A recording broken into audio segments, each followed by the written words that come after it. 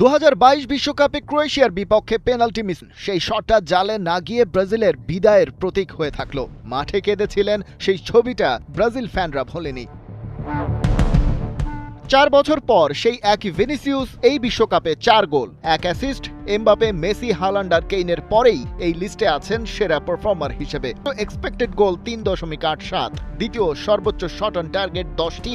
এই সংখ্যাগুলো সামনে রেখে এবার কেউ বলুক ভিনিসিয়াস জাতীয় দলে ব্যর্থ।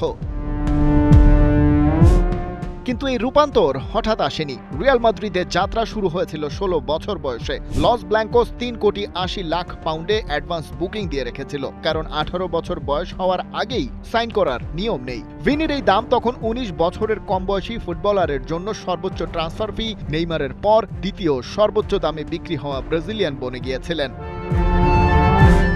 রিয়ালে 3টা লা লিগা, 2টো কোপা দেল রে, 2টো চ্যাম্পিয়ন্স লিগ। লিভারপুল আর ডর্টমুন্ডের বিপক্ষে 2টো ফাইনালেই গুরুত্বপূর্ণ গোল। 2024 ব্যালন ডিওরটাও প্রায়ই জিতে গিয়েছিলেন।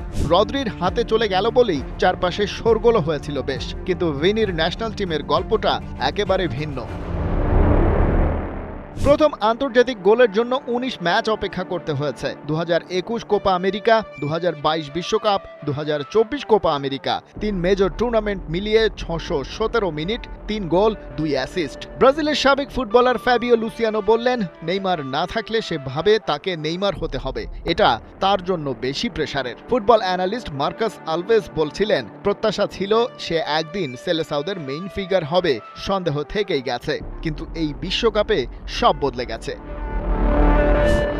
ভিনি বল ক্যারি করেন, তারপর শট। এই ম্যাট্রিক্সে 2018 থেকে ইউরোপের শীর্ষ 5 লিগে শুধু এমবাপেই তার চেয়ে এগিয়ে আছে। চ্যাম্পিয়ন্স লিগে বল ক্যারি করা থেকে শট ইনভলভমেন্টে ভিনি টপ পারফর্মার। এই বিশ্বকাপে প্রতিপক্ষের পেনাল্টি বক্সে ক্যারি করেছেন 18 বার, এখানেও লিড করছেন। বল ক্যারি করে শট নেয়ার হিসেবে তিনি লামিন ইয়ামালের সাথে যৌথভাবে শীর্ষে, সংখ্যাটা 9।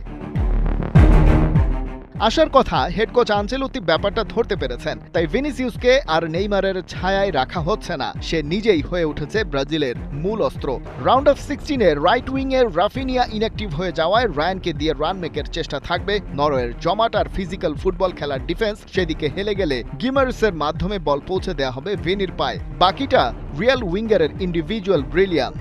দীর্ঘদেহী হালান্ডদের গতি দিয়েই পরাস্ত করতে চাইবেন আনচেলোত্তি, আর সেখানে ভিনি হবেন সেলেসাউদের মূল অস্ত্র।